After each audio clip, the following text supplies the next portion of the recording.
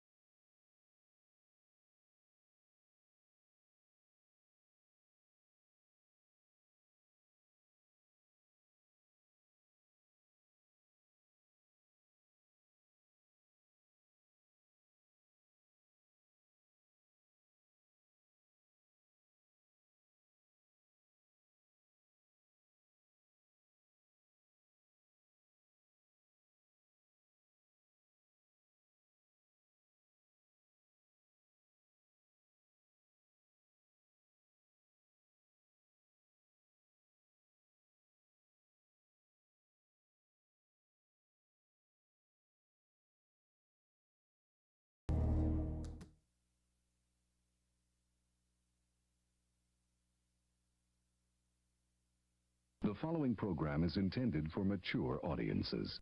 A democratic republic of sports. The Sportsocracy with ESPN Asheville hosts Tank Spencer and Jeremy Greene. And welcome back into the Ingles Studio here in the Sportsocracy. I'm Tank Spencer. He's Jeremy Greene, and it's time for the happy hour. Time for another, you guessed it, NFL mock draft. Oh, wait. Was she a great big fat person? The New Orleans Saints and the Philadelphia Eagles swapped some picks yesterday, so now we have 8 teams in the first round of this draft that have 2 picks. That's a lot. And it's going to be one of them is my team. Yes, 2 top 10 picks. We know.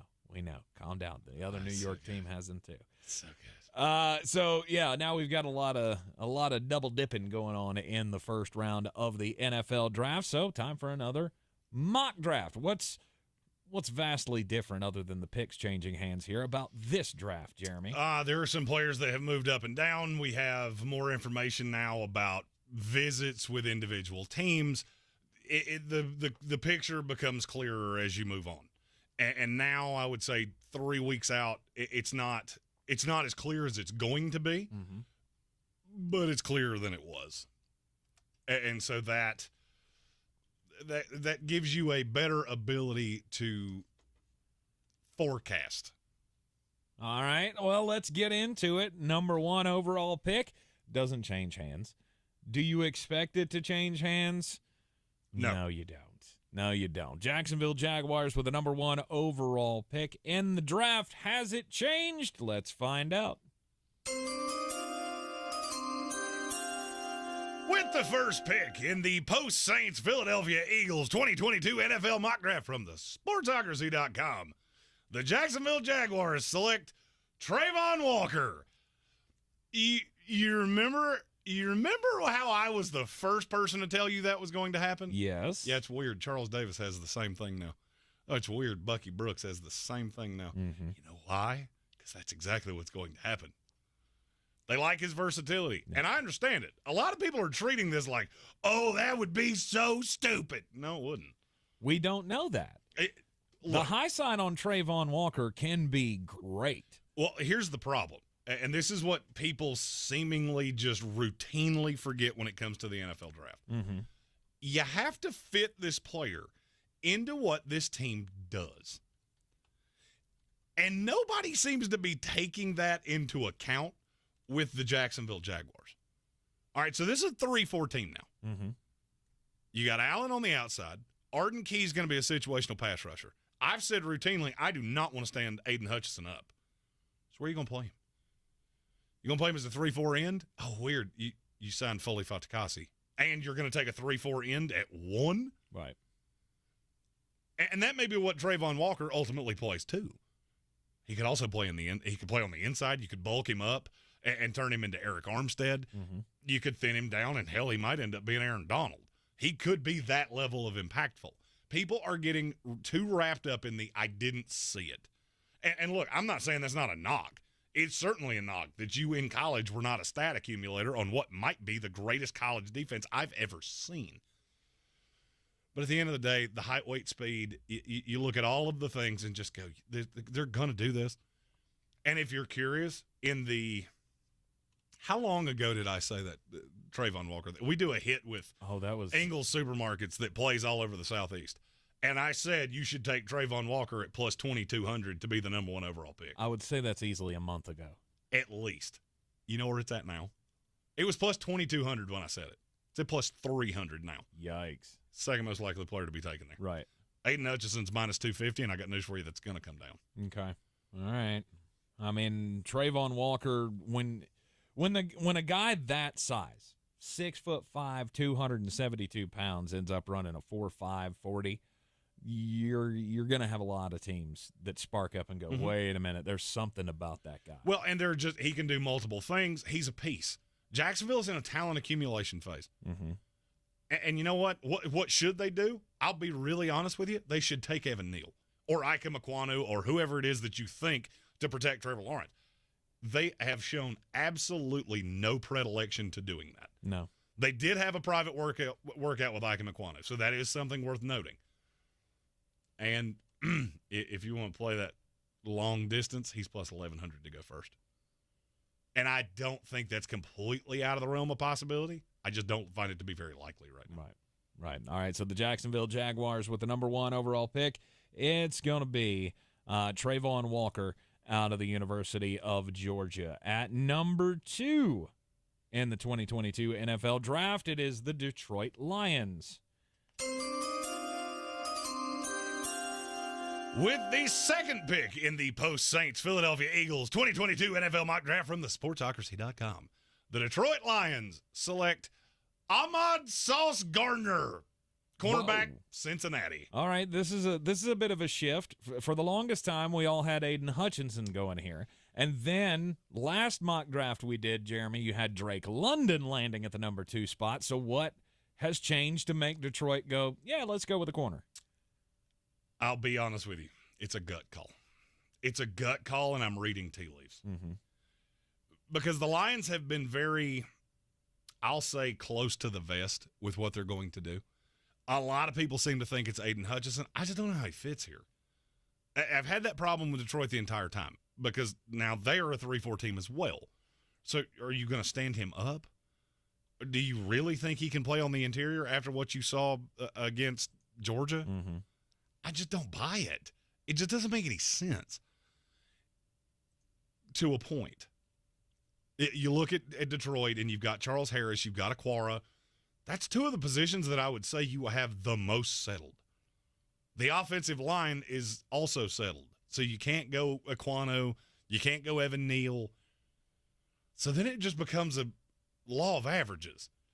There's one huge problem that they have on this team that you can settle with the second pick. And it's with Ahmad Gardner. And guess what? They just brought him in for a private workout. Mm-hmm. You think they think they're going to get him at 32? No. I told you when this whole process started, beauty is in the eye of the beholder. And these teams up at the top of this draft, you're stuck. So you're going to take the player you feel the most comfortable with, and they don't give a fuck what you, I, or anybody else thinks about it. I fully believe they're going to get more comfortable with Ahmad Gardner the further this goes on. He's one of the safest players in this draft. I know exactly what he's going to be. Jeff Okudah is quickly sliding into bust territory. But even in that, I feel like you can take Sauce is a number 1. Mm-hmm. In my opinion, there's no doubt he's going to be a top 15 corner in this league, period. That slides Okudah over to the 2, and now there's a possibility that you could get something out of him because he looks very busty right now. Right.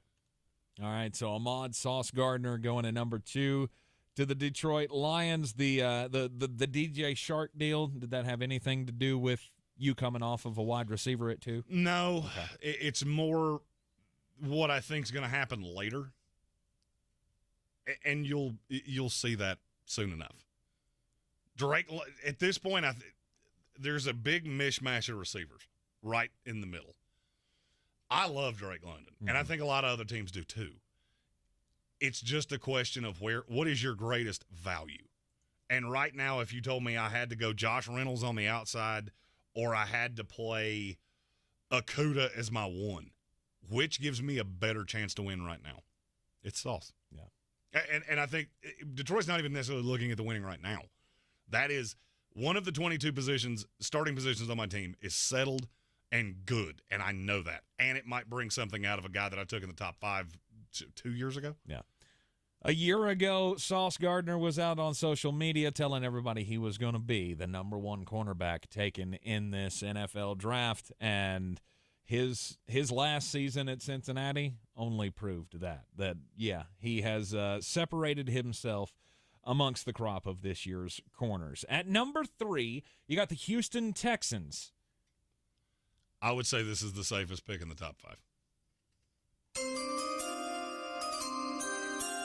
With the third pick in the 2022 post-Saints Eagles mock draft, the Houston Texans select Ikem Ekwonu, offensive lineman. Road grader. From NC State. They would move Laramie Tunsil if somebody would take the deal off their hands. Mm-hmm. I don't know. I don't know what that would look like financially because he's owed a lot of money. I think you could recoup some draft capital. There's been a lot of talk about Brandon Cooks. A lot of teams are calling on him. Houston is in the we have to accumulate as much talent as we can. The PFF thing of they need every position, they're not just being dicks. Mm-hmm. It's the truth. This team is horrid. Ikem Ekwonu is the second best player in this draft to me. And he's safe as hell because his floor is I'm going to move him to guard, and he's going to be a 10-time Pro Bowler. Right. Because that's where I think he fits best. I'm coming around more and more to I think he could play left tackle in this league. He's so damn strong. I do think speed rushers will mess with him early. But if it's a team like the Houston Texans where you can be patient with him, I had Robert Gallery visions in my head when I first started watching him of you're just such a big, nasty lineman that sometimes you're going to take yourself out of place. So you're going to have to coach him. But the raw is unbelievable. He blew up the combine. Yeah. According to betus.com right now, Ikem Ekwonu is plus 175 to go third. He is the most likely player to go at 3. And I would agree with that. Ikem Ekwonu, the tackle/guard out of NC State, at number 3 to the Houston Texans. Number 4, I don't think this is a pick that Jeremy's going to come off of. Number 4, the New York Jets on the clock. With the 4th pick in the 2022 post-Saints, Eagles, move-around, trade, bullshit, mock draft, my New York Jets select Kayvon Thibodeau, edge rusher, Oregon. There you go. That's going to give you a hell of a pass rush if you put him on that line with the guys that you already have there. Carl Lawson, John Franklin Myers, Quinnen Williams. To me, I don't say how you don't do it. If it falls like this. Now, if Sauce Gardner is sitting there at 4, that's the pick. Period. Yep. I would agree. Period. And right now, if you go to betus.com, use our promo code SportsOcracy, you can get Sauce at plus 400 to go 4th to the Jets. I think that's a very nice wager because it's very safe. Mm-hmm. If he goes in front of you, well, shit. If he doesn't, there's no way he falls past him. Right. Because that would allow you to play DJ Reed as the 2. It rounds a lot of things off. But you get to this point, and look, I have heard all of the bullshit I'm going to hear about, you could take an offensive lineman at 4. Stop talking. George Fant was good on the left side. If he has to play on the left side this year, they'll be fine. Mekhi Becton was a force as a rookie. He just missed his entire second year. Mm-hmm. They're not taking a lineman at 4. Jets fans would riot. We might burn Florham Park to the ground. And look, there's a lot of knocks on Thibodeau of personality and effort. He's still a freak of nature, and you put him on the opposite side of Carl Lawson, and that's the best tandem of pass rushers that the New York Jets have had since Sean Ellis and John Abraham. And any red flags you might have about the personality or the effort, things like that, I feel like can be coached out. And Robert Saleh is one of the guys that I feel like can do that. Indeed. This is a value pick. The kid should go number 1. He should. He's not going to, but he should. Mm-hmm. At number 5, New York Giants on the clock. The first of the teams that some think could take a quarterback. Sorry, every time somebody says it just makes me laugh. With the 5th pick in the 2022 post-Saints Eagles mock draft from thesportsocracy.com, the New York Giants select Evan Neal, tackle, Alabama. Great pick. The New York Giants obviously need to give a line to Saquon Barkley and to Daniel Jones to make sure that they can get the most out of him in his last year with the New York Giants or whoever's going to be the quarterback. I've heard a lot of rumblings that Tyrod Taylor might be looked at earlier than some might think to take over as the starting quarterback for the New York Giants, but this would be a home run pick for me. And I would agree. And I'm sure you're thinking something right now. So go ahead and ask the question. Why would they not take a quarterback? Because all the quarterbacks are dog shit. That's not the question I thought you were going to ask. Oh, me. Okay. There's a player still on the board that you should be going, how is he still here? Aiden Hutchinson. It's a very simple answer to that. You don't have to. You think the Carolina Panthers are trading out of their pick? Nope. They want to. who's going to come up and do it. Mm-hmm. And the thought process here, everybody has treated Aiden Hutchinson like there are absolutely no red flags with him. There are. And it always makes me nervous when the narrative around a guy is he's a solid stand-up double. And I've said that every time we've talked about him. That makes me nervous. And it makes a lot of other teams nervous too. And if I'm the Giants, I'm going to force your hand. And I think this is exactly what they would do too, because there's a possibility that Carolina might not take a quarterback at 6. That's not as foregone of a conclusion as people think. Mm-hmm. And I'll tell you why. I think they want you to believe that. What, that they're going to take a quarterback? Right. Why? What is Jeremy's favorite question? Who wants you to know? Who wants you to know that? So the Kenny Pickett thing is tied to Carolina as closely as any player, I would argue, in this draft. I'd agree. Why? You think they're really scared Seattle's going to take Kenny Pickett? Maybe. No. They have no fear Seattle's going to take Kenny Pickett. None. Okay. None. They have no leverage. All right, so now you're sitting here with Carolina at 6. You could take Charles Cross, which is arguably what I think you should do. You take Charles Cross, that's your left tackle. You fortified the rest of the line. Things are good. The Giants are looking at it going, we can get the player that we really wanted, and we kept Evan Neal away from you. So there's no chance that you can get cute and go Evan Neal, and now we're sitting here with our thumbs in our asses and our dicks in our hands. Right. There's no possibility of that. That's why you take Evan Neal at 5. Okay. I firmly believe if Aiden Hutchinson doesn't go 1, there could be a slide. And he'll end up at 7. We'll just have to wait and see. I guess you'll just have to wait and see. All right, so interesting. Evan Neal, the pick there at number 5 for the New York Giants. Leaving the Carolina Panthers on the clock at number 6.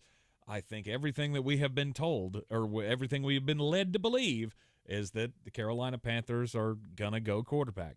I agree with Jeremy. I don't think that's the path that you should take. I feel the same way I did last year when this discussion came up. Don't take a quarterback. Just move right along. Start filling the holes that you need to be a competitive team. Well, and you've also got a lame duck coach that, I mean, look, the rosiest colored glasses you could have, how good is this team? Is Sam Darnold better than Kenny Pickett right now? Yeah, I think so. I would agree. I think so. Is his ceiling higher than Kenny Pickett? Maybe. I would agree. Maybe. Well, there's no maybe to it to me. You think it's absolutely higher? Okay. Now, the thing you got to remember, this is not what I would do. What I would do, that's coming out team by team next week. This is, if the draft was today, this is how I think it would go. So, with the 6th pick in the 2022 Post-Saints Eagles trade mock draft from thesportsocracy.com, the Carolina Panthers select Kenny Pickett, quarterback, Pittsburgh. It's very underwhelming because this is who we've been tied to and who the rumor is that David Tepper absolutely wants. You have to go back to the question of who wants you to know that. They're not afraid of Kenny Pickett being drafted by somebody else. They're not, because it doesn't make any sense. Atlanta, out. He doesn't fit that offense at all. Seattle thinks they're a contender right now. So why would I – if I was going to do Kenny Pickett, why would I not just go get Baker Mayfield? Right. I've got money. I can play this game. Hell, I think – I can't believe I'm about to say what I'm about to say out loud. Baker Mayfield has a higher ceiling than Kenny Pickett does. Why would I not just do that? They're not afraid of anything. This is they're laying the foundation for, hey, you should get real comfortable with this is what we're going to do. Would they love to trade out? You're damn right they would. If I could find any team that would do it, I would have done it. There's not one. That's why I'm saying the Giants they'll call your bluff and say, hey, will you take him at 6? Because I bet you won't. Right. You want to trade down? Cool, find the trade partner. You're going to get 70 cents on the dollar at best. At best. That's just the way it falls. So the Carolina Panthers have a top 6 pick here, and they're stuck? Is that what you're saying? Pretty much. They are stuck, and you have they pigeonholed themselves into you have to take Kenny Pickett now?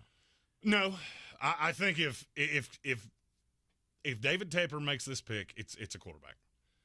If Scott Fitterer makes this pick, I think they would take Charles Cross because he's the talk around him is getting much more swimming as we're going along. That teams like him, you'll see it soon enough. He's very athletic and he's very raw. Mm-hmm.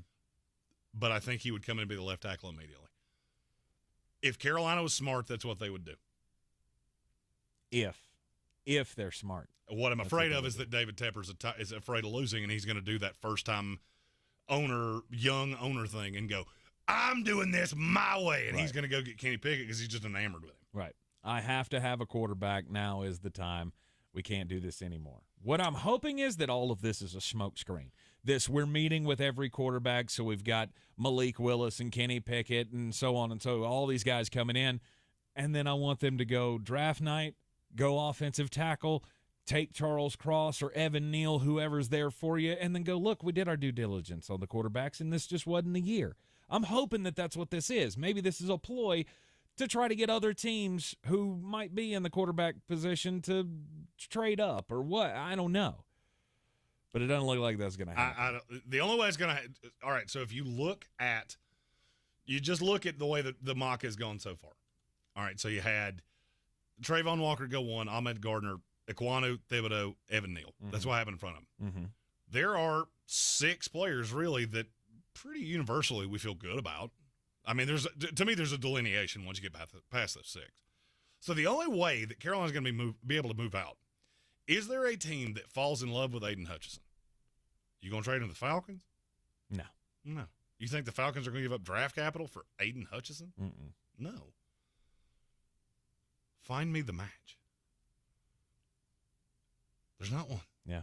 There's not a team that's – unless you're going to go down to the 20s, which the hell Carolina might feel comfortable with because I don't think there's another team taking Kenny Pickett.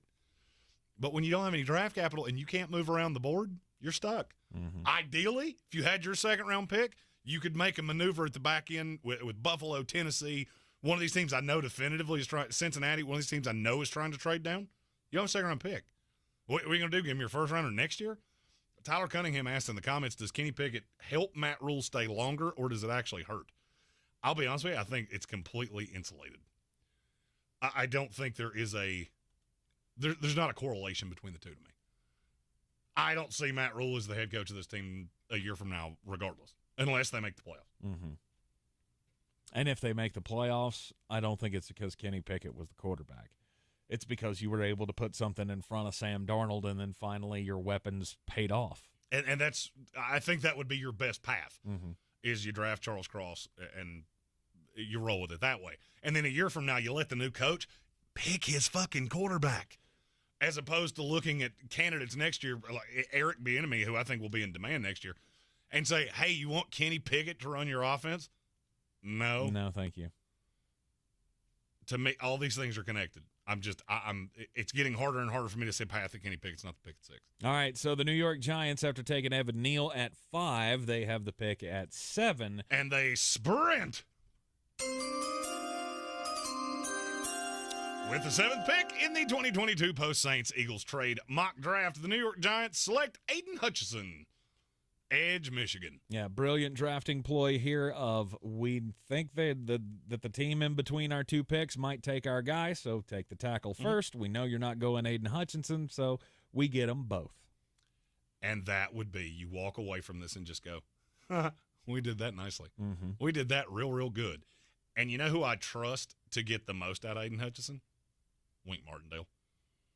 Oh, no, yeah, no doubt. Because he uses multiple fronts and he does all kinds of shit. Is it a base 3-4? Yeah. You've also got Azeez Ojulari and Quincy Roche that can do that. Mm-hmm. All right, worst case scenario, Aiden Hutchinson only plays down lineman. He's still worth it at 7. He's still worth it at 7. And you've got a D-line with Jihad Ward, who they like a lot, Dexter Lawrence and Leonard Williams. That protects Aiden Hutchinson to where, can the coverage thing still be bad? Yes. But you're not going to get washed out with the bathwater. Now you get to be a pass rusher.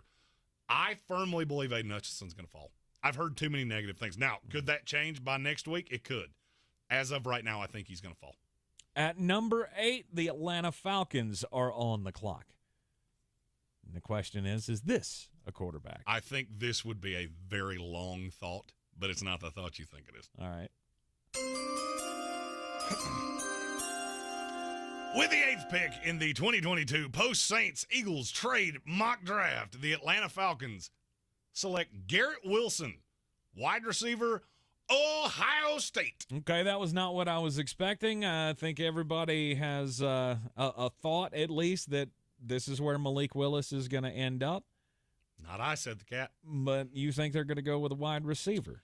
First of all, Malik Willis does not fit into that Arthur Smith offense well. Okay. The thing that has made Ryan Tannehill successful outside of a playoff game, I know it didn't go well. I know it didn't go so good. He beat bad. I seen it. But I don't like the fit. And there's another quarterback that I know definitively Atlanta likes because they think he is a perfect fit for this offense. Mm-hmm. We'll get to that soon enough. All right, so the pick here, Garrett Wilson. What is it that they can use Garrett Wilson for? Garrett Wilson is, I've been told more than once, the Ohio State receivers are going to go higher than you think. Seemingly every team from about 11 to 20 has had Garrett Wilson in the building. The Falcons are, I'm going to say this in a nice way, they're notoriously cagey about who they bring in. They talked to Drake London at the Combine. They've had Malik Willis in for the private workout. Other than that, we don't really know a lot of guys that they have worked out. I look at the fit of Garrett Wilson with Kyle Pitts. I know they believe in Mariota, as if for nothing else as a bridge, because Arthur Smith has had him in the building. And if you think that Arthur Smith didn't have everything to do with him coming in there, I have a bridge to sell you. So they're going to try to build this team to most closely resemble a contender.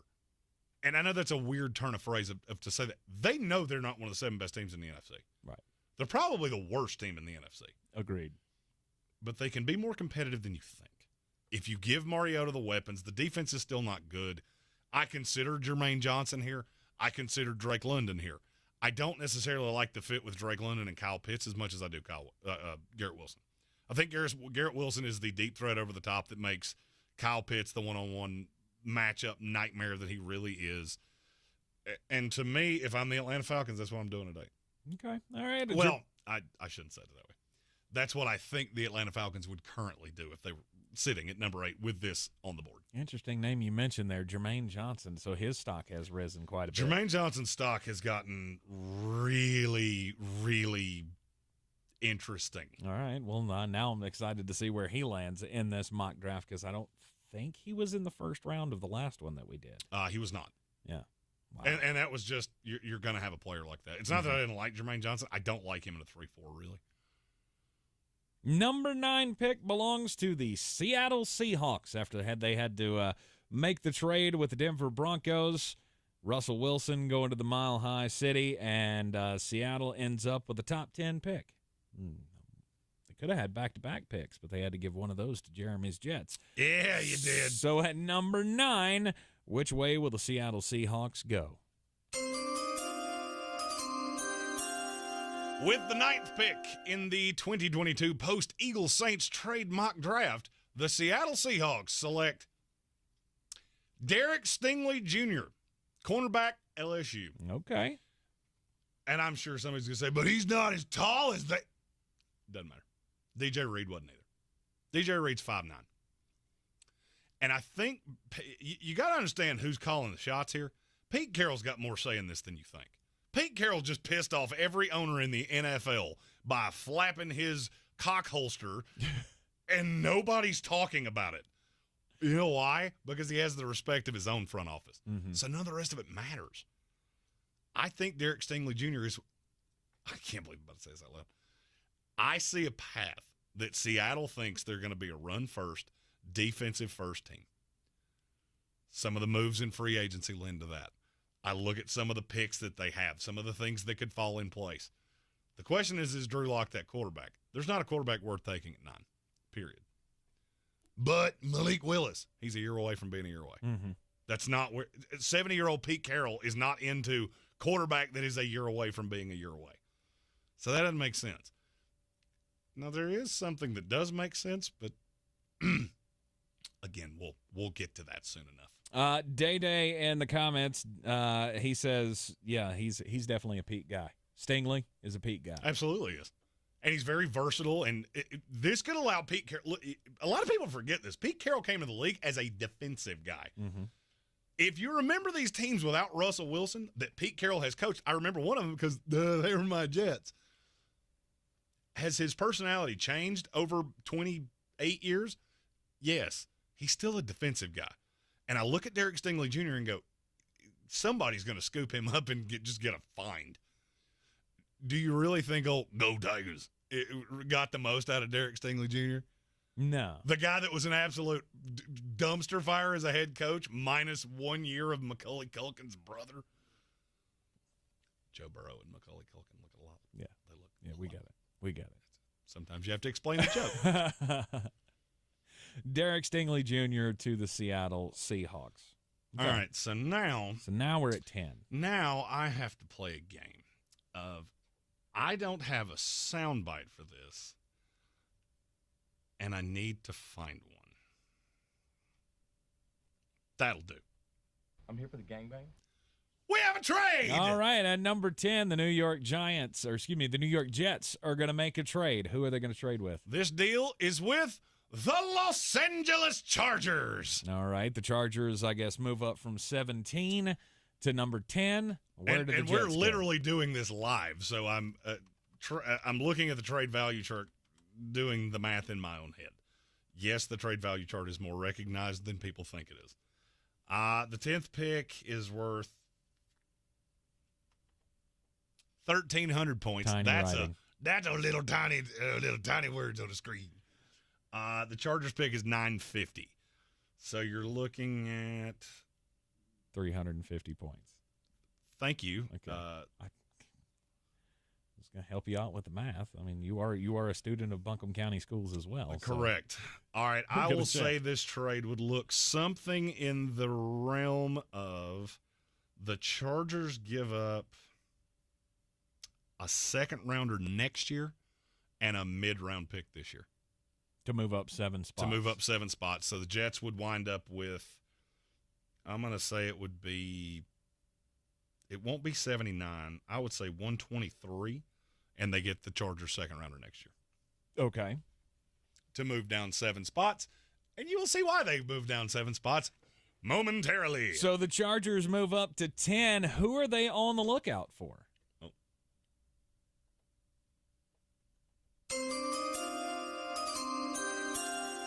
With the 10th pick in the 2022 Post-Saints-Eagles trade mock draft, the Los Angeles Chargers select Charles Cross, offensive tackle, Mississippi State. All right, well, you talk about rounding that offensive line into form.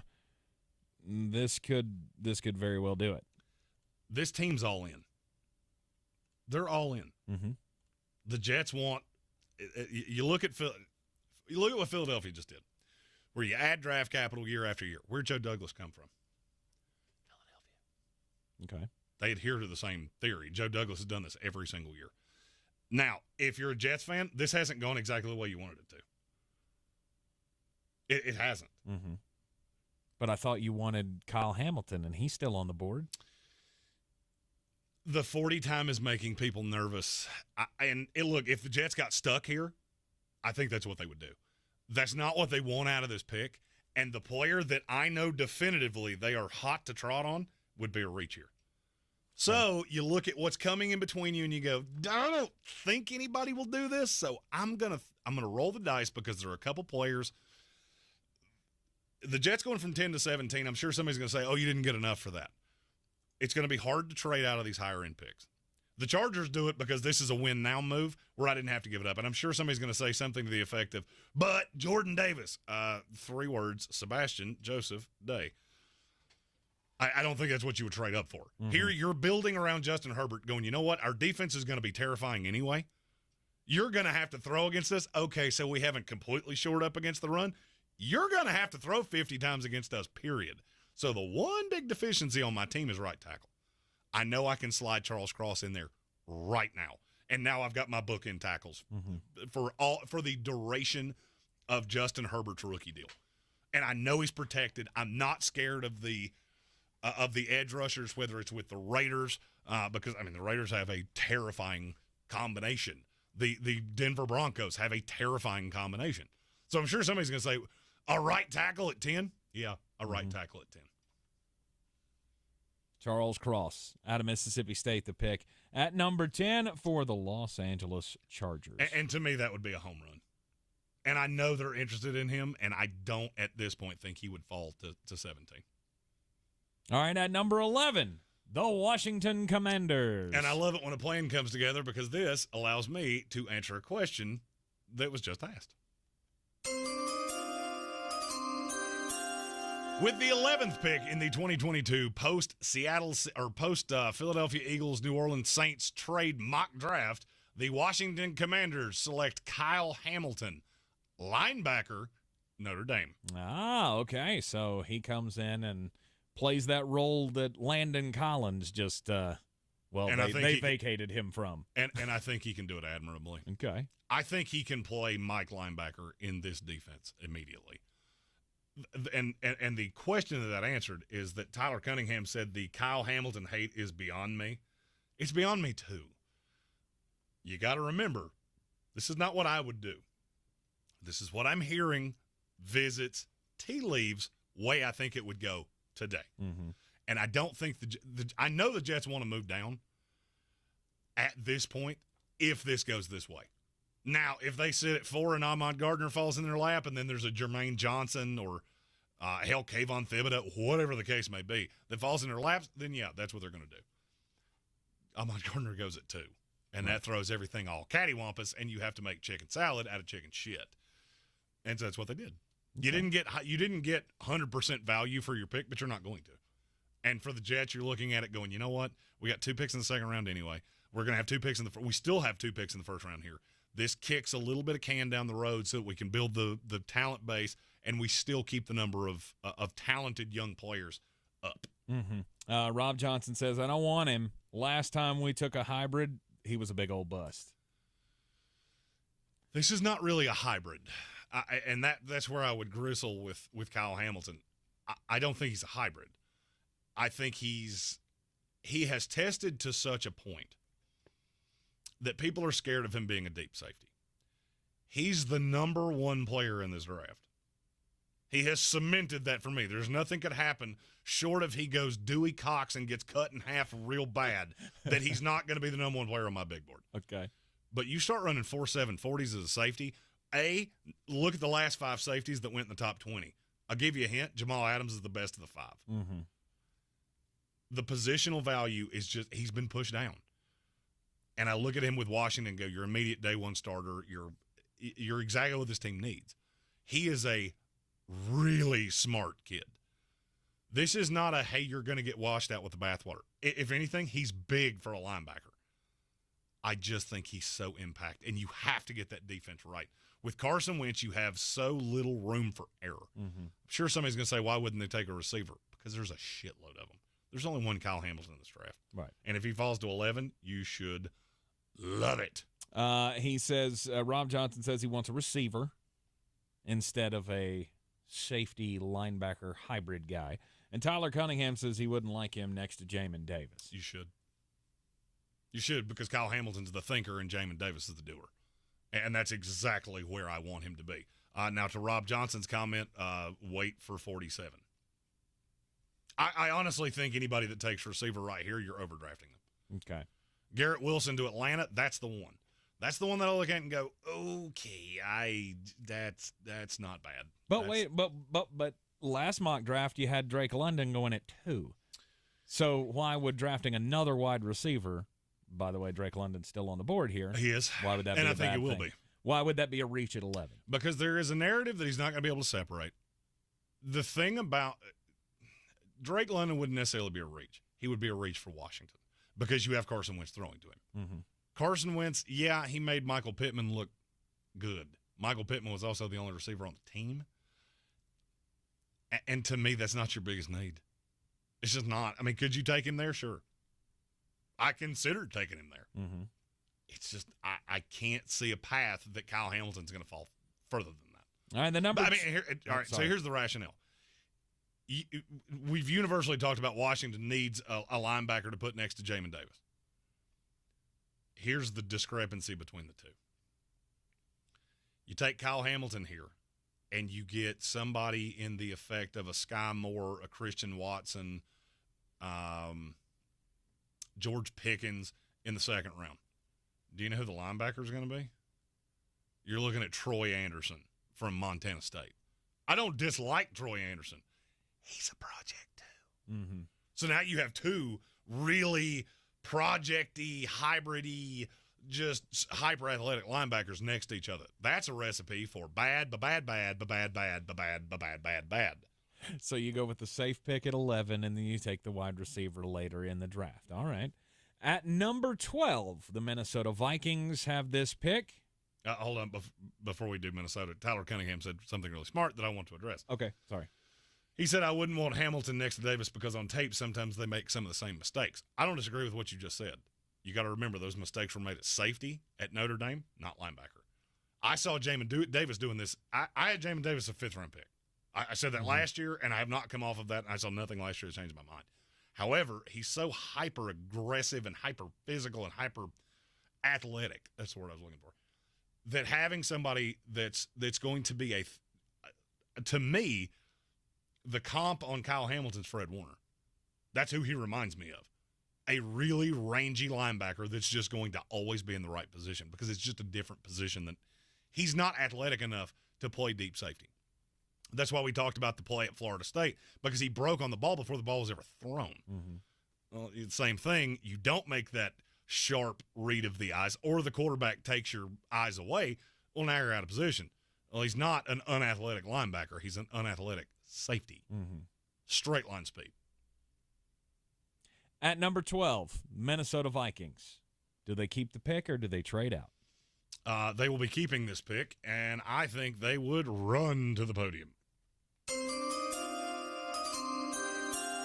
With the 12th pick in the post-Saints-Eagles trade mock draft, the Minnesota Vikings select Jordan Davis, nose tackle, Georgia. Nice. Jordan Davis, obviously the athletic freak off the best defense in the history of college football. He would be the pick here for the Minnesota Vikings. So now you have a really giant, really loaded, I'll say really multiple defensive line. Well, that's the nose in their 3-4 because they are converting to the 3-4. You just have so many unknowns because I don't know what Danielle Hunter's going to look like standing up. Mm-hmm. I know what Zadarius Smith's going to be, and I look at that now and go, okay, with all of the pieces you have in that front seven, that's a pretty good fucking front seven. Yeah. You're going to be able to get after quarterbacks. I like all of these things, and that mitigates the problem at corner. To me, there's not a corner worth taking here. This is too high for any of the corners. And then we can play the remember game. Remember when we couldn't stop the run? Well, now you can. You got Jordan Davis, Harrison Phillips, and Dalvin Tomlinson. I feel pretty certain that not too many teams are going to be able to run at least up the middle on Yeah, you. that's a gigantic front three that is going to allow your middle four to just be incredibly rangy. That's scary. Mm-hmm. That could be scary for the Minnesota Vikings, and a great pick at number 12. Number 13 pick. This is the pick that, or one of the picks that went to Houston in the Deshaun Watson deal. So Houston needing everything except for Ike Mekwonu, because that's who they took in the number 3 pick. Where are they going to go now? Take the best player on the board. With the 13th pick in the 2022 post-Saints-Eagles trade mock draft, the Houston Texans select Drake London, wide receiver, USC. All right, you got now Drake London comes off the board at number 13. And Davis Mills, look, I talked a lot of shit about Davis Mills, but let's be honest. He was not the worst quarterback in the NFL last year. Showed By a lot any of stretch. you look at the statistics and the breakdowns, and I know I'm not a huge analytics guy, but you look at the analytics, he was the best of the rookie quarterbacks last year. So maybe there's something to that. Certain statistics, again, same kind of shit that Jeremy leans on to tell you that Tony Pollard is the number 1 running back in the league. Davis Mills, he graded very highly amongst the rookie quarterbacks. Philly, the podcast said they just came in just in time to be pissed at who the Eagles take. I'm glad you're here because I really want an Eagles fan's take of what exactly is it that you want to do? Because it seems like no matter what I do, I piss Eagles fans off. Right. Everybody wants something different. So I have it's not going to change the pick. I'm just curious. And I know that Philly does good work because when I see podcasts or things like that, I check you out and you do good work. Mm-hmm. So I'm curious. Just now that I have you here in the chat and you can explain this to me, I would just love to hear the rationale. All right, so we're coming up on that pick, but let's talk again here. Drake London, new weapon for big body receiver for Davis Mills. I think Brandon Cooks is going to be dealt probably around the draft. I'm hearing a 3. That's about what he's going to get, and it'll be a 3 in this draft. Mm-hmm. So Houston, you're just stacking talent. Drake London's the best player on this board, and I think it's a no doubt that he's the best player on this board. So to me, it's a home run. And Drake London is one of those that everybody keeps penciling him to the Jets. I'm just going to go ahead and tell you, they're not in love with Drake London. Mm-hmm. There is a receiver they're in love with, but it ain't Drake London. The Baltimore Ravens have the 14th overall pick. And I know, I mean, he wanted Jordan Davis, so he's well, you obviously signed Michael sad Pierce, which is the interior of that. I still think you're going to bring back Calais Campbell. Our good friend Steven Tao, he wants, he wanted Jordan Davis, but here we go. Let's see where the Baltimore Ravens will go. We all know it'll be a home run pick. With the 14th pick in the 2021 Post-Eagles Saints trade mock draft, the Baltimore Ravens select Tyler Linderbaum, center out of Iowa. Yeah, this is one that I've been thinking they're gonna find the value, and all of the mock drafts that have had Tyler Linderbaum down in the 20s to me just seems ridiculous. And it is in the wrong scenario. I think Macari can play at guard. And look, before anybody says, but Tyler Linderbaum's too short, watch him. Just watch the tape. That's all I ask. You call me a big man bun, ginger bearded dipshit. I'm fine. I have a hot wife and I talk about sports for a living, so your words on the internet are not going to hold my feelings. He's the best center I've ever graded. It's not all that close. Mm-hmm. So, trust me, do you see the irony in the last 2 mock drafts I've done? I had the Ravens taking him once and the Steelers taking him the other time. It's 2 of the best drafting teams in the league. Mm-hmm. There's a reason for that. Now, I'll be honest with you. Philly in the podcast in our comments said, Eagles fans don't know, which I love your honesty. God bless you. I love honest fans more than I love anything outside of good bourbon and loose moraled women. It's not true. Married. That's she'll kick your ass. No, not she mine. will. Yeah, she'll kick your ass, not mine. I just look at Tyler Linderbaum. That's a perfect fit to me. That shores up your line. You get Ronnie Stanley back. The Morgan Moses pick on the right side, pickup on the right side was a fucking home run. And to me, now your line's settled. I love Rashad Bateman. Still love him from last year. You got Hollywood over the top. I think you'll add a receiver later to play out of the slot. There are a bajillion of them. You get back J.K. Dobbins. Just get healthy. This team's so fucking good. You just got to get healthy. Plus, you added the best free agent in all of the whole period to switch teams. So, there you go. Eagles fans don't know what they want. They all want defense, but we just don't know where. And I feel like that's the path. The path should be get the best defensive players you possibly can. And I'm going to be honest with you, I've done this before, so I know that somebody's not going to like this, but I'll be honest with you, the trade of Jalen Hurts makes me even more confident of what I'm about to do. Number 15. With the 15th pick in the post-Saints-Eagles mock draft from thesportsocracy.com, I'm going to do what Philly the podcast said. You take the best player available that's a defensive player. I select Trent McDuffie, cornerback, Washington. All right, going with the corner. Now, here's why I say that. Mm-hmm. Look at the teams between this pick and their next pick. Sorry, my brain. I gotta recharge my brain batteries. We gotta recharge your brain batteries. Who are you afraid of the 2 players? And you already know the 2 players because I continuously put them with Philadelphia. Mm-hmm. Who is the one that you're afraid could get picked between here and then? Because the teams between these 2 picks, Philadelphia, are the Saints and the Jets. Well, I know the Saints are not doing any of the things that I'm planning on doing here because I am going defense. Mm-hmm. The Jets could take Trent McDuffie. He's a little short for what they do. So is DJ Reed, and they just paid him a shit ton of money. Mm-hmm. I know definitively they're not going to do that other thing because I know what they want because that's a player that I like too, if I'm the Eagles. Okay. And look, Trent McDuffie, if he was 2 inches taller, he'd be a top 10 pick. He's a great cover guy. And teams know that. The teams are higher on Trent McDuffie than the average fan is. And to me, that's a home run pick for them. So at number 16, this is one of the picks involved in the trade with the whole reason we're doing this damn thing. No, New Orleans Saints. As I said on the ESPN radio show, Kayvon Thibodeau could get a hangnail. Mock draft. Mock draft. Let all the mock drafts. Let's do it. I might do 9 more between now and the 28th. At number 16, the New Orleans Saints now sit here with the trade with the Philadelphia Eagles. So where does New Orleans go? With the 16th pick in the post-Saints-Eagles mock draft, the New Orleans Saints select Jamison Williams, wide receiver, Alabama. I feel like that was rather anticlimactic. Yeah, it should be. Saints fans, I got news for you. I can tell you who you're taking. I know one of them definitively. The other one is best receiver that can go deep. To me, that's Jamison Williams instead of Chris Olave. Mm-hmm. That is my take.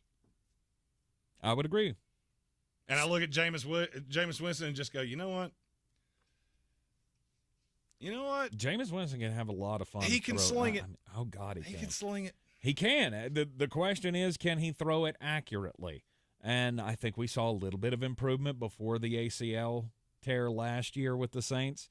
I get that offense looked terrible at times, but it was efficient enough to get them wins. Well, I mean, you got to think a year of healthy Jameis Winston behind a line that I think is still going to be good. You still got the best right tackle in the league. You still got 2 interior linemen that I like a lot. Mm-hmm. You still need a left tackle. Put a pin in that for just a couple picks. It'll be the most anticlimactic pick in this entire thing because I think I've said this kid's name about 74 times. All right, number 17. This is where the New York Jets land after the trade with the Chargers. And this is 100%, if I'm the Jets, this is exactly how I wanted it to go because I love this kid, and that is me speaking as Joe Douglas. With the 17th pick in the post-Saints-Eagles trade mock draft, the New York Jets select Treylon Burks, wide receiver, Arkansas. All right, so you get a receiver, you get a gadgety little receiver to use as well. I love the people that say, oh, he can only play in the slot. Stop. Tell PFF I said hello. I use their shit too, okay? But he only played in the slot at Arkansas. I'm well fucking aware of that. I'm also aware that he ran 3 routes ever. It was get ball in his hands and let him do good shit. Mm-hmm. Now, what offense does that sound weirdly like? San Francisco. Where did Robert Saleh and Mike LaFleur come from? Mm-hmm. San Francisco. Who does he grossly remind me of a big version of? Deebo Samuel. The Jets love this guy. Mm-hmm. They may take him at 10. Literally may take him at 10. They were willing to take less because all of the teams they were scared of taking Treylon Burks were back behind us. So they called the Chargers and went, you know what? We're not willing to go any further because Philadelphia in theory could do it. I don't think they would. The teams I'm really nervous of with scouring Treylon Burks from me, New England Patriots, Green Bay Packers. Obviously, if he fell to Kansas City, but I'm not worried about any of that shit. Mm-hmm. I go get my guy.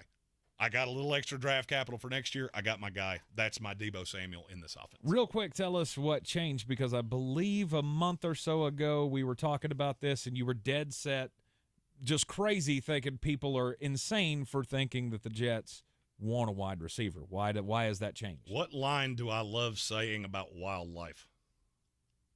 Hashtag birds aren't real. That's not the one I'm talking about. Say squirrels are terrifying. Squirrels are terrifying. Upwards of 8 people a year are killed by squirrels. And clowns. And global warming. Horses and zebras?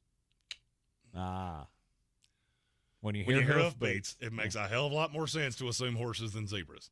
Well, all of the hoofbeats out of one jet drive are they plan on taking a receiver in the top 4 picks in this draft. Yeah. And Traylon Burks is the one that I'm telling you definitively. You can doubt me all you want. He can speak to this. There's one team in the NFL, when I say shit, you should probably listen. It's the New York Jets. Yeah, absolutely. Can't 100% tell you why that is.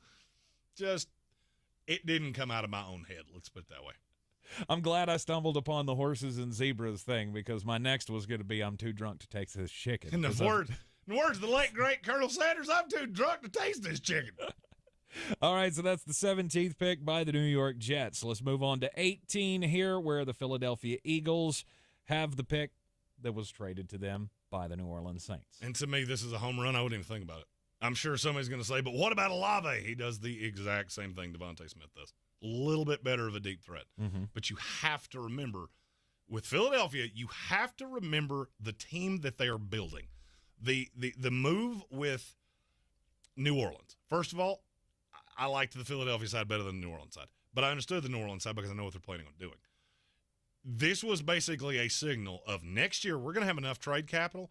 We can get anywhere we want to. If there's a quarterback we fall in love with and it ain't Jalen Hurts, we can go get anybody we want.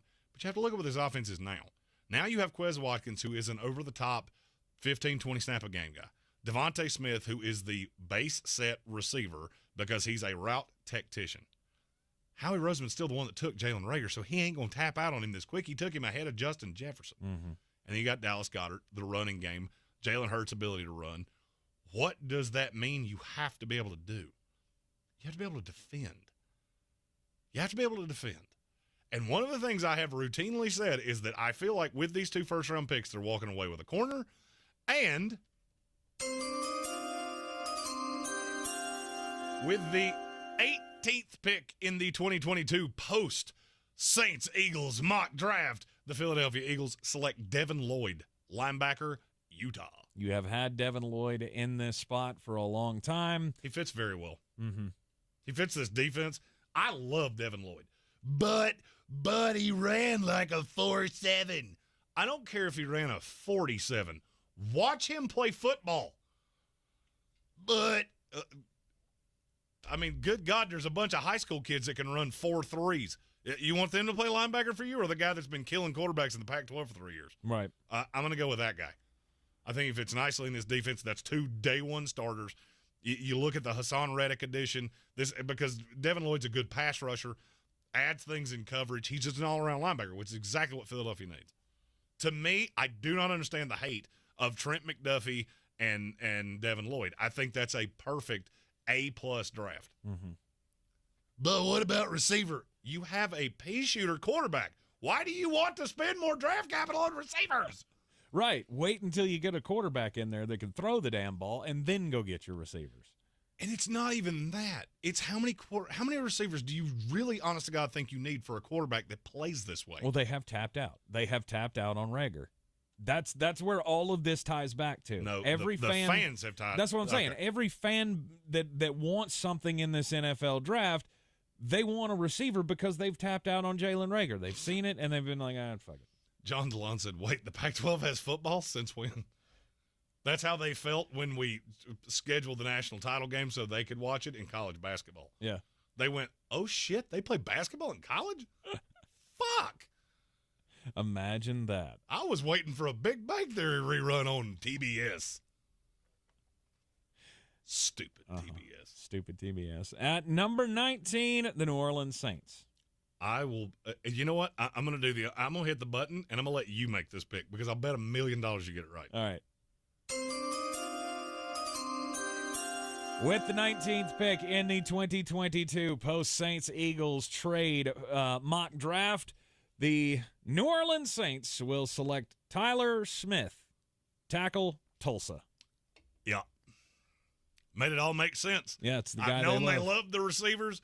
I've known they loved Tyler Smith. I couldn't figure out how they were going to do it. You remember that thing I said about hoofbeats and zebras? Mm-hmm. This ain't a fucking zebra, bro. Tyler Smith, is it necessary to move this high in the draft to get him? Necessarily this high? No, but this is what was available. Mm-hmm. This is the trade that was available. And I'm going to be honest with you, it's because the teams at the back half of the first round know that these quarterbacks fall this way, and it's going to be like chum in the water. Open season, yeah. okay, we got those picks coming. It's a You'll coming. see that soon enough. It's a coming. Number 19, Tyler Smith. What do you love about this kid? What is so great about him that they think he can come in and be the heir apparent to Ron Armstead? It's not so much what I love about it, it's what I know they love about it. Mm-hmm. And I'll be honest with you, one of the things that it took me several years of doing this before I learned it. I can't always look at my evaluation because my evaluation is how do I see you as a player? The team's evaluation is how do I see you in my offense? They see Tyler Smith as a top 10 player in this draft. Their words, not mine. Mm-hmm. They think he is the best offensive lineman not named Ike Mekwonu in this draft. No doubt, stalwart franchise left tackle. They're looking at one team. I'm looking at 32. Do I see him that way with 32 teams? No, I do not. But now, I didn't necessarily see Teron Armstead that way either when he came out of Arkansas Pine Bluff. They did. This is a front office that I've seen do this. And when you tell me that this is what you see, I kind of tend to just see it and go, you've done this before, so I'm going to ride with you. All right, that brings us down to the 20th pick in the NFL draft, and it belongs to the Pittsburgh Steelers.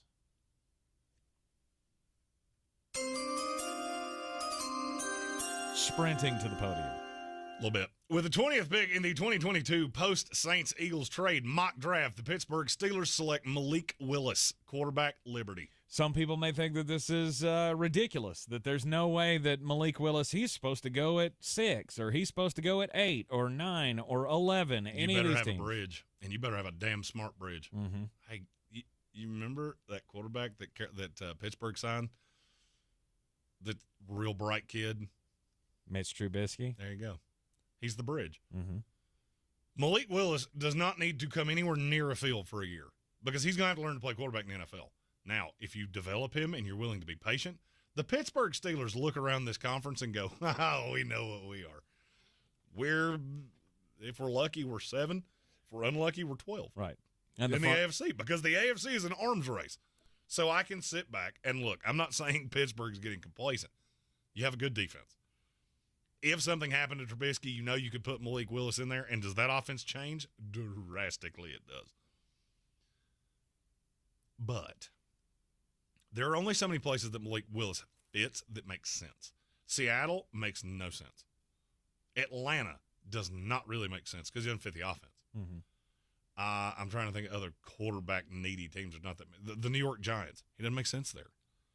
That is not what that Brian Daboll offense is predicated on. Where does he make sense? In Pittsburgh, where they just mold it to what they have.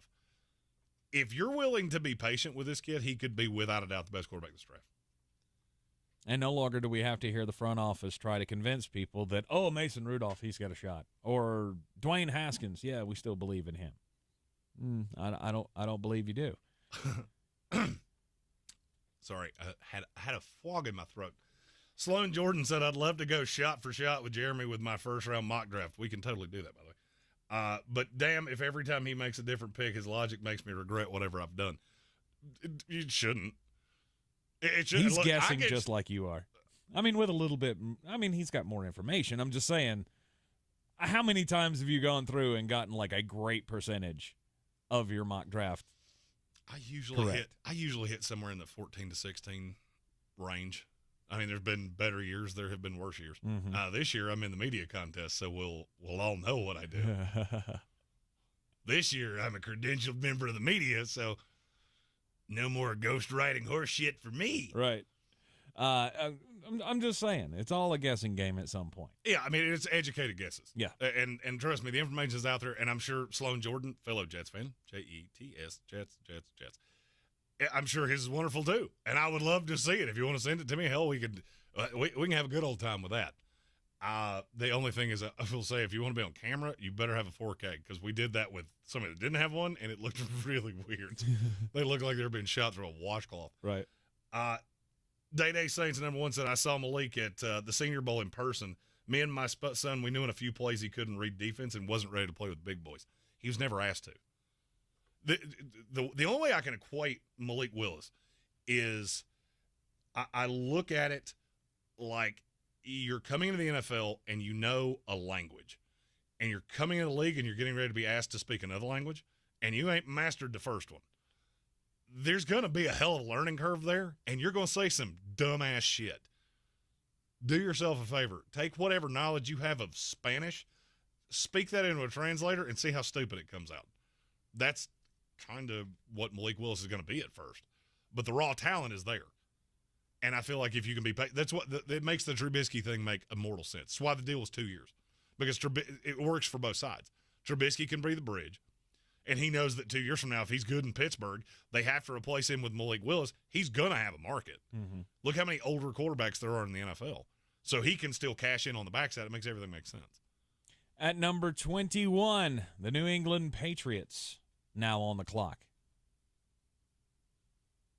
Oh, Rob Johnson wanted to specify that he won the bracket challenge in our group. Yes, he did. Oh, well, congratulations, Rob. He was the only one that had Carolina as the national champion, wasn't he? No, he had Kansas. His bracket? No, he had Kansas. Oh, he had Kansas. Okay, he was good. one of 4, I think, that had Kansas. Oh, very good. I had Kansas in the national title game, losing to not North Carolina. It tapped out a long time ago on that because, it sucked again. Yay. It sucked. Yeah. He had like Valparaiso in the Elite Eight. It was bullshit. Oh, I have to hit a button. Yeah, you do. It's the 21st pick. With the 21st pick in the post-Saints-Eagles trade mock draft, the New England Patriots select Chris Olave, wide receiver, Ohio State. To me, this feels like the perfect matchup between player and system. The problem with Olave is he hasn't been here. The way that the mock draft worked, like Houston took him last time, there have been a couple different. This is the one that I look at and go, you might very well take him there. Because he can play on the outside, he can play in the slot. Well, that's what Jacoby Myers does too. The problem I've had with New England is that I can't – somebody that off the jump can only play out of the slot. Well, that serves to be a problem unless you're going to play Jacoby Myers on the outside. For somebody like Kyle Phillips that I had him taken the last time, that's too perfect of a fit. Mm-hmm. He does everything New England has slot receivers to do. Treylon Burks is not the guy. So when I got there and it was, I can take George Karlaftis or I can take Nakobe Dean, who I'm really high on. Well, that's what I'm going to do. But now Chris Olave, he's a different bird. Be a perfect fit, helps Mac Jones, and the Green Bay Packers are sitting right behind him going, fuck! Okay, so what are they going to do at 22? Shit themselves? They're just sitting here going, well. But there's so many wide receivers available. There are. But Chris Olave was the one that they had their heart set on? Well, there's a drop-off. So if you just look at the receivers that are left, now you're into the Sky Moore, Jahan Dotson, George Pickens realm. Mm-hmm. And there's only one that kind of makes sense. Run on receivers. I think you got to do it. All right. With the 22nd pick in the post-Saints-Eagles trade mock draft, the Green Bay Packers select Christian Watson, wide receiver, North Dakota State. Okay, so they're going with the speedster here. Big speedster. Mm-hmm. The outside receiver, this allows, Randall Cobb and all the – because trust me, I heard a lot of, you don't need another receiver that plays out of the slot. Just because they played out of the slot in college doesn't mean that's all they can do. Mm-hmm. I've been wanting to say that for a week, so there you go. Christian Watson's not a slot guy. He's raw, but I think he would come in and play one of the outside spots immediately. By the way, if you want a almost no-doubter bet, go to betus.com and take the over on receivers taken in the first round. I'll bet you it hits. What is it right now? It was 4.5. Now it's 5.5. Ooh. At 4.5, I would bet my house. Tyler Cunningham said the Packers might trade up. The first iteration of this they did. They were the team that traded up with the Jets. The only problem is that by the time I got to 22, I went, well, I was after Treylon Burks, and now I can't get Treylon Burks, so why would I do that? Because that's the whole reason I'm trading down. Right. So if every time I do this, somebody snipes him from me, why would I do that? Because I got news for you, the teams do this too. Oh, no doubt. Mm-hmm. Where can I get to? And if I'm the Jets, I can get to 17. I can't get to 22. So the Green Bay Packers, with the pick they picked up from the Las Vegas Raiders, will take a wide receiver, and you think it'll be Christian Watson? I do. In the comments, Rob Johnson asked, so what about Devontae Parker? Let's see how it says nicely. What about Devontae Parker? He lives hurt. Mm-hmm. He's a high upside flyer for Bill. But they gave up a third-round pick. No, they gave up a third-round pick next year, which values as a fourth-round pick. Well, they also got back a fifth-round pick this year. Do you see how that's very little investment? Yeah. I wouldn't be shocked if Devontae Parker didn't make the fucking roster. And I mean that. There's virtually no investment here from New England. Chris Olave is a no-doubt starter. I think they believe in Jacoby Myers, but I don't think they have any intention of paying him.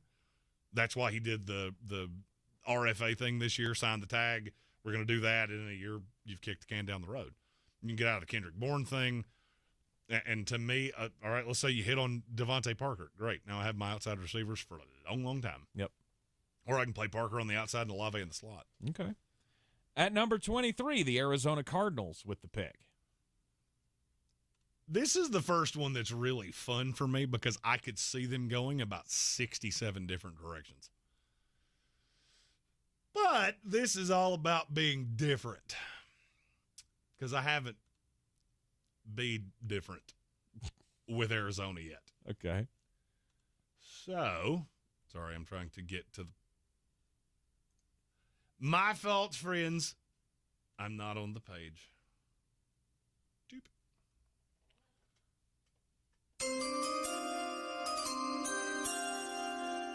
With the 23rd pick in the post-Saints-Eagles trade mock draft, the Arizona Cardinals select Jermaine Johnson, edge, Florida State.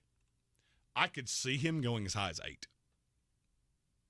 Or he could wind up here at 23. Or he could wind up here. I don't think he's lining up. He's not lasting much beyond this. Mm-hmm. And the question would be, well, why are you taking him ahead of Karlaftis? Because there's not everybody's dead in love with Karlaftis, and they haven't been. I've been hearing sketchy shit about him. Not saying I agree with it. Just that's how teams feel. Sketchy shit, like personal shit? No. They don't necessarily love the fit. They think he has to be in a very specific system, that he's a little rawer than you want. Jermaine Johnson's not. He's going to be come in, see ball, get ball. Mm-hmm. Now, I'm sure somebody's going to ask, but what about a corner? Who? What corner are you taking here? Kyrie Elam? Not necessarily a corner. Jalen Peter? Yeah. Petrie? Every time I see that name. Hold on. I mean, P-I-T-R-E. I love that you went with Peter, too. Like, because in my system, I had it P-I-T-E-R. Oh. So every time I see it, I see the name, and gotcha. I'm Ron Burgundy, if it's on the teleprompter, I'll read it. So go fuck yourself, Santiago. Yeah, I was going to say most sports fans that see that would probably try to go Petre, but Petre. Yeah, Petre. So the cornerback is not there, and they will go with a guy who some people have in the top 10. And 100% he very well could go there. And Andrew Booth, this is a great time to discuss the fact that Andrew Booth is going to go lower than you think. Mm-hmm. He hadn't been able to work out for teams. There's injury issues now. Caleb Farley is making people nervous. I now have him on the backside of the second round. Mm-hmm. That's where he would be in play for the Cardinals. And I'm not saying that they wouldn't go Kyrie Elam or somebody like that in the second round. I don't think you can reach to that level in the first with how wide open the NFC is. Okay. All right, so there it is. Jermaine Johnson out of Florida State going at number 23 to the Arizona Cardinals. Number 24, Dallas Cowboys. With the 24th pick in the 2022 post-Saints-Eagles trade mock draft, the Dallas Cowboys select Nakobe Dean, linebacker, Georgia. I love the fit for this. Nakobe Dean in that defense with all of the rangy players that they have in that second level. Oh, my God. I mean, go ahead and crown them. Go ahead and crown them, at least in their division. You are way too impatient to crown them with the Dallas Cowboys. Mm-hmm. It's because I don't believe in any of the other teams. I think it's a good fit because that's a replacement to Micah Parsons, who can now play on the edge. Mm-hmm. Dante Fowler, I'm just if you want to count on that, you can do that. I don't want to. Well, I mean, he will be a situational player. What do you mean he'll be a situational player? Fowler. Oh, absolutely. I mean, he's going to be a situational player anyway. Right. He'll be a situational player regardless. Mm-hmm. But this allows you to give so many different looks. You can move all of these guys around. And it'd be perfect. It'd be absolutely perfect. Nakobe Dean to the Dallas Cowboys. I think my favorite pick of the draft so far. Well, just wait a minute, because I think there's one coming that you're going to like even better. Ooh. At number 25, the Buffalo Bills. With the 25th pick in the post-Saints-Eagles trade mock draft, the Buffalo Bills select Trevor Penning, tackle, Northern Iowa. Okay. Nobody circles the wagons like the Buffalo Bills. All right, Buffalo Bills landing the big guy out of Northern Iowa. How many needs does this team really have? Like one. Oh, you need a corner. Cool. You and every fucking body else. Mm-hmm. You going to overdraft one? Buffalo's the first team that I look at and go, you could trade back. I can see a path you could trade back, but the problem is I don't know that you're going to see the value in trading back to be higher than Trevor Penning. And I don't think you would, to be really honest with you. That's an immediate day one starter at right tackle, and now you have your bookends, Josh Allen, the receivers. All the things. All of the things. All And you Jeremy's have everything.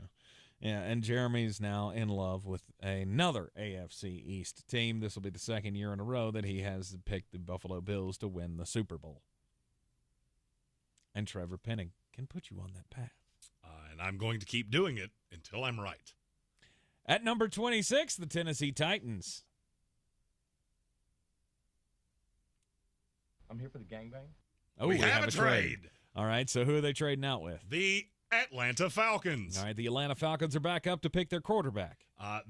And to me, this is one of those that it just fits too well. Arthur Smith obviously knows the Tennessee Titans front office. Mm-hmm. Tennessee, the vast majority of what I think Tennessee wants, they can get trading back. So to me, it's an accumulate picks.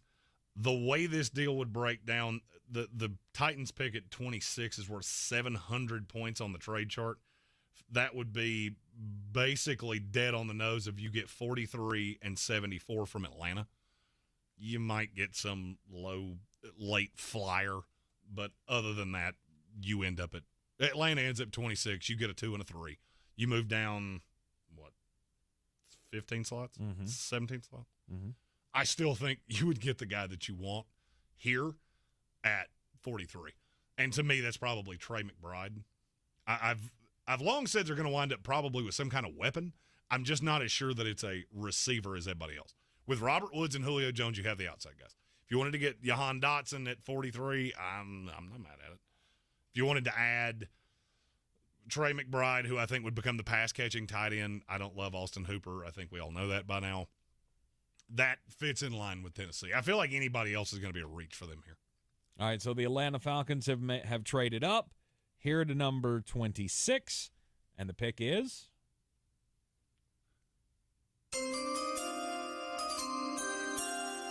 With the 26th pick in the 2022 post-Saints-Eagles mock draft, the Atlanta Falcons select Desmond Ridder, quarterback, Cincinnati. Okay, no, that's not where I thought you were going, because you've been trying to sell me for the longest time that Matt Corral is the guy that they're in love with. And he was. And now he's not. Until, or because, I guess. The buzz on Desmond Ridder is getting higher and higher. And the thought is that learning behind Mariota for a year, the physical tools, he's a perfect fit in that Arthur Smith scheme. Mm-hmm. And the more I've thought about it and the more I've heard, the more it makes sense that they would make the move up to get Ridder. Here, you're using an extra pick that you got in the Matt Ryan deal where you got off that contract and you use it as a blip year with Desmond Ridder. You get the fifth-year team option. You're taking him so low that even that fifth-year option is not going to kill you. Mm-hmm. And you look around and go, well, Tampa's going to age like a dairy product. New Orleans, they're managing to stay competitive, but if they don't find the long-term solution at quarterback, then they could be attainable. And I'm talking about their thought, not necessarily what's reality. And Carolina now they have two quarterbacks that might not equal one. So I go get my guy. Go get Desmond Ridder. He fits the offense perfectly. Cheap for several years. I've got Drake London and Kyle Pitts for him to throw to.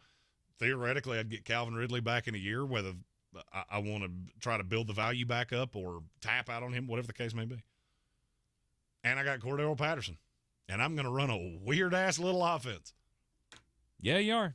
Yeah, you are. But, it could work. I've long said that I believe that Arthur Smith is a great coach and or has the potential to be a great coach. See what he can do for the Atlanta Falcons. Rob Johnson said Mel Kiper has Ritter ahead of Howell now. Some teams do. I don't on my big board, but in terms of what could happen here, I think that's the most likely. At number 27, it's the Tampa Bay Buccaneers. What are you going to do for my team here, Jeremy? Give me something to work with. Fire them cannons. By golly, put more powder in those things. With the 27th pick in the 2022 Post-Saints-Eagles mock draft, Tampa Bay Buccaneers select Zion Johnson. Yes, thank you. That makes me feel good. Zion Johnson would sew up that entire offensive line. You've got the tackles. You got Shaq Mason. Ryan Jensen came back. This would give them that last piece.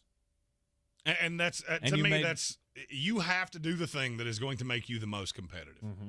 And to me, that shores up the offense. This gives you the best chance to roll with it for another year. And, yeah, I mean, it's going to age like a dairy product when there's no Brady, but this gives you a shot to lather it up and do it again. Right. And the defensive pieces that we have already, I mean, some would say, hey, you need to get a corner, this and that. I don't disagree. But there's not one that I would rather take here. If you got a no doubt offensive piece that you can have for a long time, that's the way I'm gonna go. I'm not gonna reach here for a Kyer Elam. I want the no doubt. And to me, the no doubt is Zion Johnson. It is. And the Green Bay Packers, for the second time in this draft, sit back and go, fuck! So at number 28, what will they do?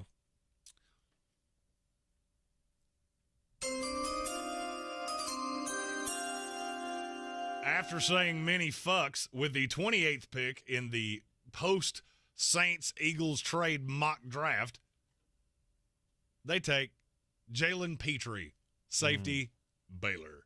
Okay, Jalen Petrie. So they have not learned their lesson from taking safeties in the first round. Well, because he's a hybrid. Okay. That's what's changed with Jalen Petrie in this scenario, is that right now he would be a free safety. You can also pull him up and bring him and play him in the slot, and that allows you to use Darnell Savage as well. Okay. Darnell Savage, look, I feel like in the last Packers mock, I had somebody that wrote a dissertation to me about Darnell Savage. I ain't telling you he's me. I'm saying he's not a down-in, down-out safety. He's going to have to be a movable piece, which means there's only a handful of guys that can really truthfully do that, and Jalen Petrie is one of them. All right, so Jalen Petrie to the Green Bay Packers with the 28th overall pick in the 2022 NFL post-Saints-Eagles Sportsocracy live mock draft. And the Kansas City Chiefs rejoice. Yes. Because the two guys they wanted, we might as well just do this back-to-back. With the 29th and 30th picks in the 2022 post-Saints-Eagles trade mock draft, the Kansas City Chiefs select Sky Moore, wide receiver, Western Michigan, and Daxton Hill, Tyrann Mathieu' doppelganger from Michigan. All right, that's a hell of a way to go. Yep, and Andy Reid goes to Waffle House and gets himself a motherfucking snack. Yep. He says, go ahead and book my tickets again for the AFC Championship game for the 5th year in a row. To me, it's a perfect scenario. And some people say, oh, that's too high for Sky Moore. The trend on him is getting higher. And he's the shifty little, my God, how fast he is receiver. This is a replacement of Tyreek Hill. Mm-hmm. I fully believe they look at this and go, you know what? We've already brought in one receiver that was little tiny feller, but was just mind-bogglingly fast and turned him into Tyreek Hill. We think we can do it again. I could see there being 7 or 8 receivers go in the first round. That's how many of them there are. Yeah. Sky Moore, I never had him sniffing the first round. I had 2 separate people I trust, one of whose name you know, tell me, yeah, you should be paying more attention to that, because a lot of people see him that way. I don't think he's that good. But now you put him in Kansas City, and shoo, buddy. Exciting things can happen. And the second pick was Daxton Hill. Daxton Hill out of Michigan. That's the Tyrann Mathieu replacement. Yeah. He can play in the slot. He can play safety. You can just move him all the way around. And it's for me, it's not so much that he has fallen. It's that Jalen Petrie has not necessarily passed him. It's just the way that it's all laid out now. I would say Kansas City's probably the first team that could take him after Arizona. The Cowboys make a little bit of sense, but not that much, and I couldn't take him over Nakobe Dean. There. All right. At number 31, it is your Super Bowl runner-up, the surprise of last year, the North Carolina Tar Heels of the NFL, if you will, the Cincinnati Bengals. I'm here for the gangbang. And we have a trade. The Cincinnati Bengals trade out of this selection. I'm going to be honest with you. If they hadn't done that, they would have taken David Ojabo. And they may still do that. Mm-hmm. But I feel like there's a team sitting back going, if we don't do this, he's going to fall right in the lap of the Detroit Lions. Mm-hmm. So, let me get to my trade value chart. The pick for the Cincinnati Bengals is valued at 600 points. The pick they are getting is coming from the Seattle Sea Chickens at number 40, which is valued at 500 points. And they would also get, I would say, probably a 22 or 23-3. Might be a 23-2. Mm-hmm. It's probably going to be a future pick or some later pick in this draft. Their 3 is too expensive. Actually, you know what? You could go 40 and 72, and Cincinnati gives up. Math is fun, especially on camera. Cincinnati gives up 95. Okay. So you get 2 in the meaty clackers of this draft for your pick here. All right. And so at number 31. At the beginning of the meaty clackers. Yeah, the Seattle Seahawks.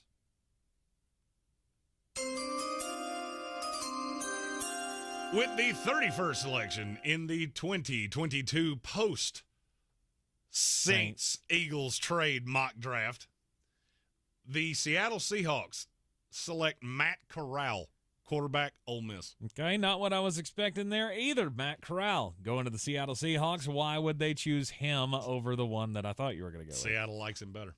Can I explain that to you? No, not really. No, I can't. I mean, look. I don't necessarily have problems with Corral. I just think he's further away. Here's what I heard verbatim, and I'll go ahead and just while we're here. Running, sprinting. With the 32nd pick in the 2022 post-Saints-Eagles trade mock draft, the Detroit Lions select Sam Howell, quarterback, North Carolina. Like they were Usain Bolt with his ass on fire. There is a belief to some in Seattle that Drew Lock and Sam Howell are the same player. Okay. I do not see that. Not even kind of a little bit. They think Matt Corral can be more mobile. I also don't see that. And that with time and development, he can be the higher upside player. I don't agree with it. It's just what they think. Mm-hmm. And then Detroit winds up with my best quarterback as the 5th one. Jeez. He's number 5 at 32, and to me, that's a home run. Absolutely. I think Sam Howell's better than Jared Goff right now. I agree.